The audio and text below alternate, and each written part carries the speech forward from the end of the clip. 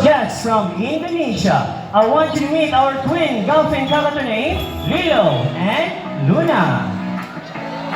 Now, dolphin cockatoo, they are playful and curious birds.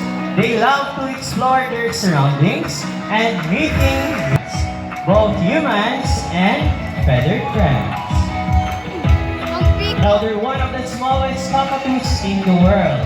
They can only grow up to 32 centimeters long, and they have a wingspan of 45 to 50 centimeters. Again, just stand still and don't make extra movement. Now, we'll do it again one more time. Now, in 3, 2, 1. Now, their favorite food in the wild, they mainly eat fruits, vegetables, nuts, and berries.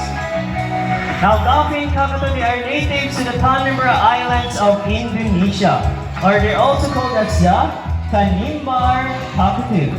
So, a round of applause to our